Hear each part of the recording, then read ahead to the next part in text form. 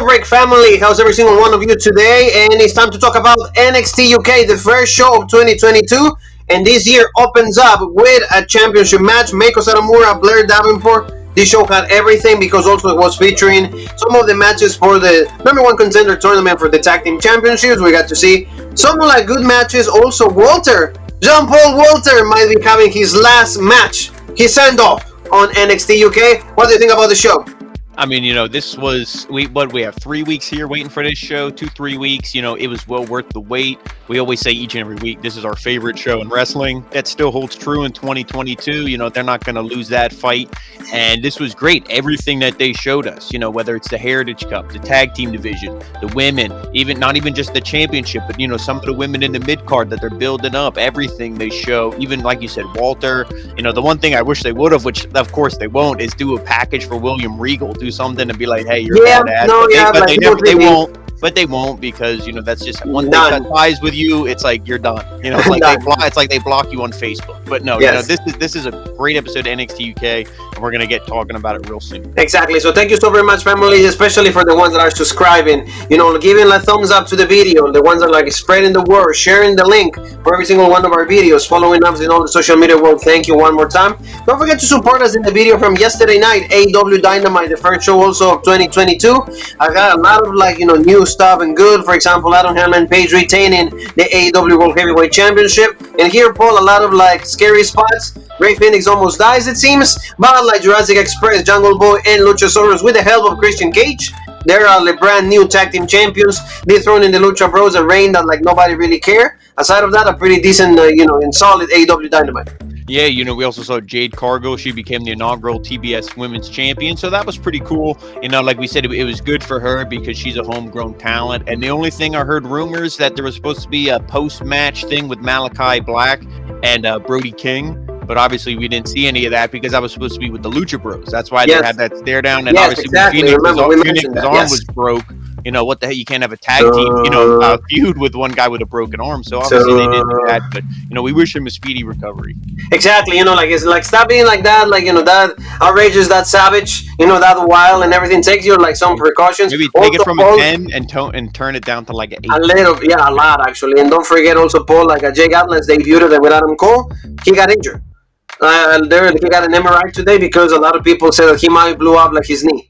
So he's going to be out. So one and done. So, but poor Jake Atlas, AEW, that's the one thing that, they will actually have to really tune is, the injuries, but we're not here to talk about AEW. Just go on the video from yesterday. Paul, tell me a little bit about the first match that opened up NXT UK, and that was, Ashton Smith and Oliver Carter going against the guys that promises. They're good politicians. Promises.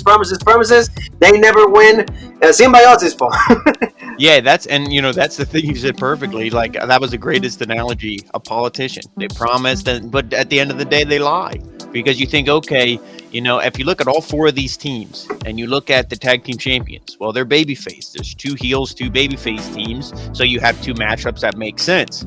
So I really think it's going to come. I think, De Familia is going to be the one, to challenge Mustache Mountain. But, I think, maybe you shouldn't have did it this way, especially when we just saw a video package last time they had a legit episode. It was Symbiosis, and they said, oh, no more being bullshit. It's time to get serious, pretty much. And no, we didn't see. The match was good. I like Smith and I like Carter, but it just. What do we always say though? Somebody has to lose. Yeah, and, no, exactly. If the finals is going to be Smith and Carter versus De Familia, and De Familia goes over, then it was the right decision. Because I wouldn't want to see 2 heels in the final match either. But this was good. I like Ashton Smith a lot more, I think, than Oliver Carter.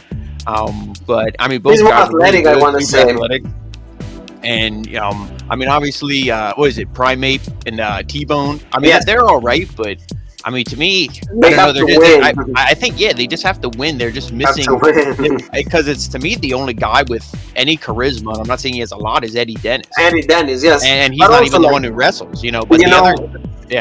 But the credibility also how am I supposed to entice? How am I supposed to support you when you're always on the losing end of things? So unfortunately, that's what happens, as you guys can see in the picture. Ashton Smith and Carter, they advance to the next round. I love their finisher. They call it the Ash Carter or whatever, but it's like a doomsday device into an ace cutter. So he has him up in the electric chair Ashton Smith does Oliver Carter. He does a springboard into a cutter, which is like the ace cutter, I guess. Yes. 1, 2, 3. I mean, it's an awesome looking finisher, and I'm glad that they didn't kick out because I'm like, man, that looked too good. You got to pin him with that, and they did. I mean, I'm glad they did, exactly. So, like, Paul, let's talk about a little bit of like the champion Ilya Dragunov, just because a great video package of him, more not really showcasing like his ability of a wrestler or like his character as a wrestler, or just like like how he is a wrestler, but more like a family man, talking about his wife. 8 years that they know each other. He's the only woman that understood him, and now she's by his side, and also they have a son, Constantine. And I love the fact that like he was playing like with the, I think it was with the trains and everything,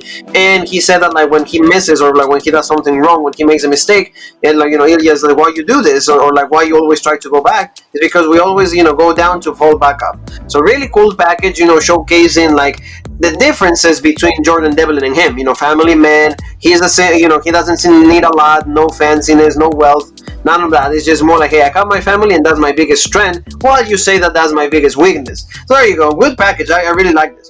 Yeah, and I liked the beginning part where he's like, everything has always been a struggle. I've always been fighting my whole life. And then, because that's what I like with Dragunov. I like that underdog, almost like a Russian version of Rocky. Coming from behind, yes. Yeah, you know what I mean? Instead of Rocky fighting the Russian, he is the Russian. Yes. But no, I mean, this was good. When they showed the family, that I don't want to say I didn't like it, but to me, that's not how I saw Dragunov. And now they're trying to maybe get him over a different way. So I don't hate it, but it's just not maybe the direction I would have went. But I mean, it was good to see that. And like he said to that line, and it fit with everything Dragunov's been through. What he said to his son every time, he's like, why do we fall down? And that's to dust ourselves off and get back up and keep going.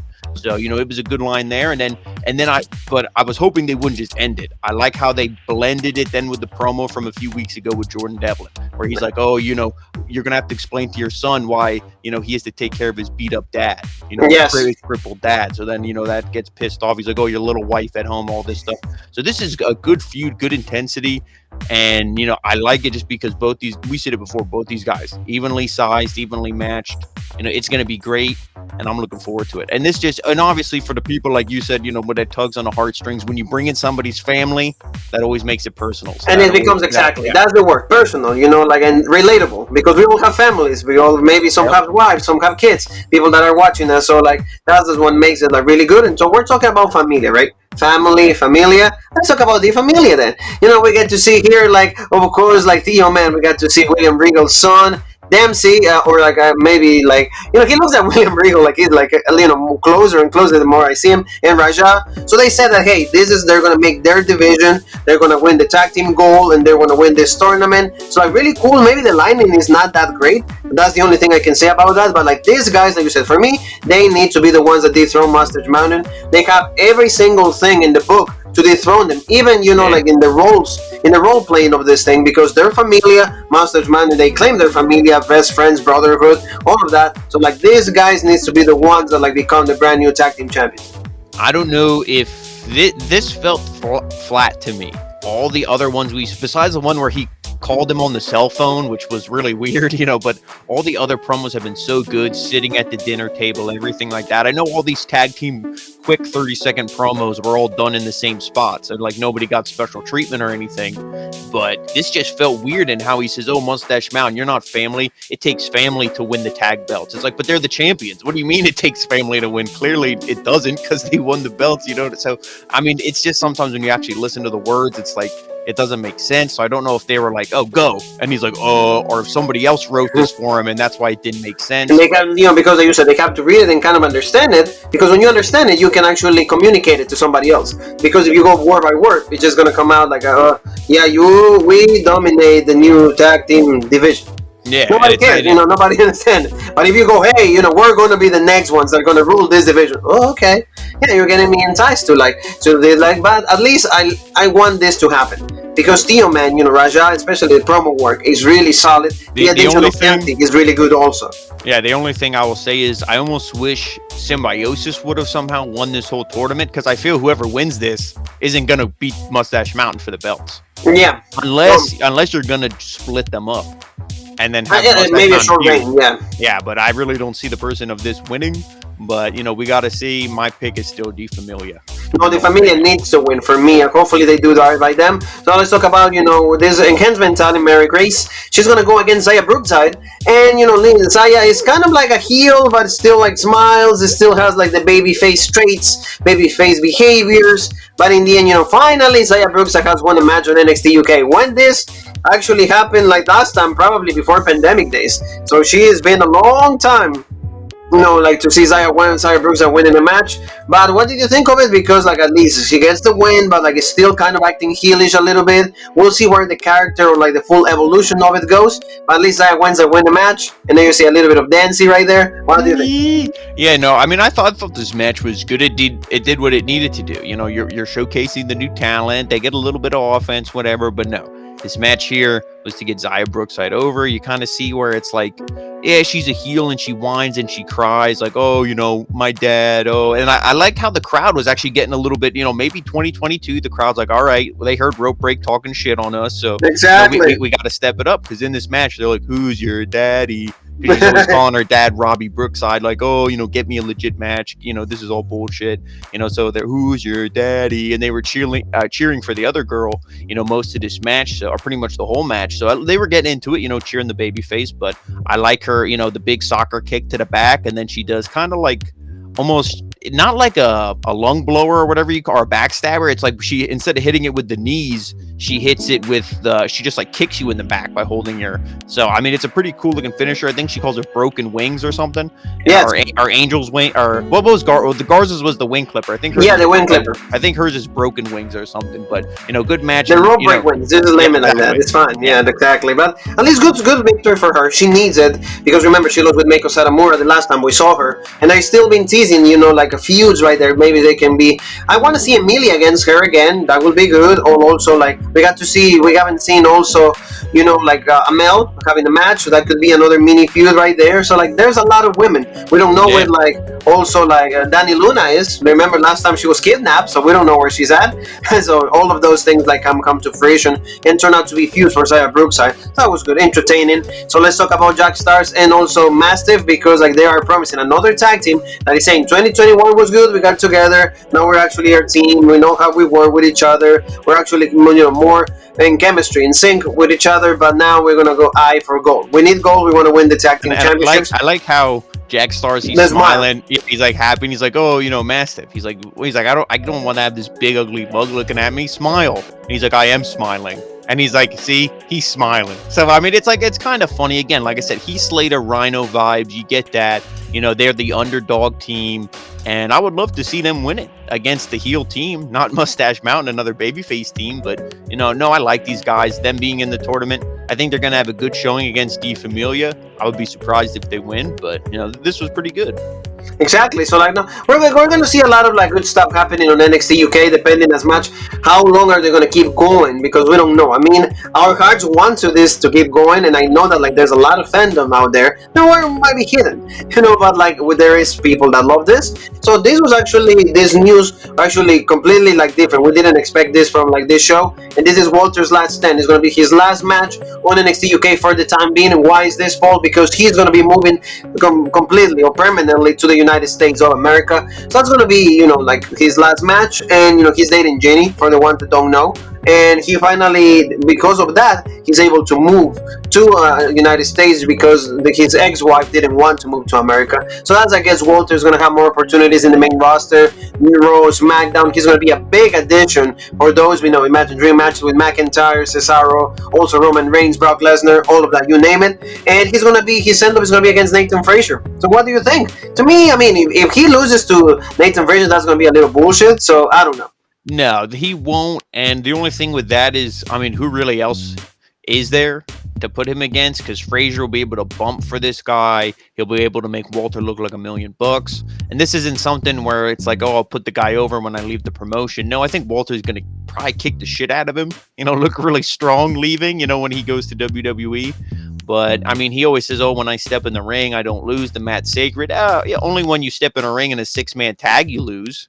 Yes. On NXT New Year's Evil that we just saw a few days ago. So, the promo was good. It's just everything NXT does, if any of these guys NXT is like stepping in dog shit. You're always it's gonna get on your shoe. It's gonna smell. It's gonna be there for a while. And that's how Walter is. He stepped in the dog shit, and I can smell it on him. It's a little bad, but like at least hopefully we can get, think about Walter on this NXT UK. Nathan Frazier has to make him look good. All the guys, Paul. All the founding fathers of NXT. NXT, the normal NXT, are completely gone. So a lot of reports are saying that was a direct shot at Triple H. It's like all the stuff that you did, gone, buddy. All of that done. Thank you, but no, and especially like you mentioned in the NXT 2.0 New Year's Evil review is in the channel, so please watch it. You said that like Ron Breaker also like smashed like the NXT logo. So actually, a lot of superstars got offended by it. So hopefully NXT UK. I did, and I'm not even freaking employed. Yeah, because it's like the NXT that like we fell in love with. That's the NXT that like was able to break through like the main roster, Raw and SmackDown. But unfortunately, Vince McMahon is saying I didn't create it. Yeah, I mean, who were those guys that trained Roman Reigns and all them to be in the for the Shield NXT? Yeah, exactly. Seth Rollins, all of them came out from NXT, so like, there you go. But that's what we're gonna see next week. Is interesting to see in El Ring General. There you go. El General Walter, Amel Paul. She turned heel. Now she's babyface and the French Hope. So like a nice video package. All the girls are saying props to her. Hey, I think it was good, and we're gonna support you. Some of them, some others were like Ginny's like, oh fuck you. It's like we don't care. I'm gonna go meet with my man Walter. I'm gonna chop you, and I'm gonna like make both of your boobs blow up. All of that. But we got to see Stevie Turner, and talking about boobs, wow, no. Anyway, like she's just like, you see that there's going to be a mini feud here because Amel got really upset at her. So this is going to be good, but in this case, the roles are inverse. Amel is the baby face, and Stevie Turner is the heel. Yeah, I mean, I like this, and for Amel, they showed all the tweets, all the fans when she had that inspirational, video package they did a few weeks ago. They showed that, so I mean, they're really getting her over. And like we said, if you're eventually going to put the belt on Blair Davenport or another heel or something, you got to have a bunch of these baby faces built up, or you sign somebody, or Ginny eventually becomes champion or something, we don't know. But this is good. I like pushing Amel. And like we said, you got to build up these women. That's the one thing WWE main roster doesn't do. It's the same 4 women in the title rotation always. But NXT UK, they're always building new people, get new people ready for, different places on the card. Exactly. So like it was gonna be a good feud, and Stevie Turner is like a good wrestler, and you can see, I mean, their enhancement for the eye, of course, they're there, so that's really cool. We love that. Paul, time to talk about the main event, because Meiko Satomura and Blair Davenport, they've been having a good feud, intensity, a good story right there, because remember, everything started with like a little bit of taunting between Blair Davenport and Meiko, and then the biggest hit was like when Blair Davenport like defeated Millie McKenzie and also like post attack her. So this was really good. I think it was a pretty good match. Not as good maybe like the ones, and that's my opinion, not Paulie, not involved. We're going to hear from Paulie just a little bit. But, when it comes to like Kaylee Ray, Meiko Satomura, I think they had a better chemistry, or like also like it was more technical. While here we get to see more of a match with like Stardom, like New Japan Pro Wrestling, more like intense, more stiff. But regardless, like it was a pretty good showing for both. And we're going to see another match just because we didn't see the finishers being hit, and also like the way that like Meiko wins the match is actually non-conventional. So it's going to be good because the feud continues for these two. Yeah, I mean, I like this match, and I do agree it's like the different styles. I mean, Kaylee Ray, she does dive and take risks and stuff, but she's very technical. And, Blair Davenport is also pretty technical, but they bill her as like, oh, she's a powerhouse. She's big and strong. She has the size and the strength advantage over Meiko Satomura and all this stuff. So it was definitely a more interesting matchup. In the beginning, the collar and elbow tie-up, the test to strength, all this stuff. But, you kind of just see Meiko, she still has the advantage, the strong kicks, the strikes. She knows when to block, when to, attack. And, everything is good. Like I said, a lot of strikes, big suplexes, everything like that. It's not until, Meiko eats a big kick, to the head, and then Davenport, does some offense on the outside, takes over, and you see like a big double stomp on the apron and all this good stuff. I mean, this match was really intense. The knee strikes and everything that Davenport hits. The one thing I like though is just is just the intensity, like you said, these women have. It's something that you see in a lot of matches, but not in especially in NXT UK, but not in a lot of the women's matches. Oh yeah, I mean, they do lay it in there, but the intensity, like you feel, it's like, you know, when I saw Meiko in this match, I'm like, if I saw her coming at me in a dark alley, she'd probably whoop my ass. You know what I mean? Meiko's tough. You know, she's Yeah, no, and you believe it, and you and the really believe comeback, it. you know, it was actually very believable. Why? Because at this point of the match, for example, when you put the armbar right there, see how Blair is just screaming and, you know, applying the pressure. So she was really dominating Meiko Satomura. But then she does the big comeback. Remember, she hit like two of them, like the Dead Valley drivers, really nice. But she kept like yelling because it's like, okay, like enough is enough. It's like, I'm the champion, I'm the final boss, I'm the best in the world.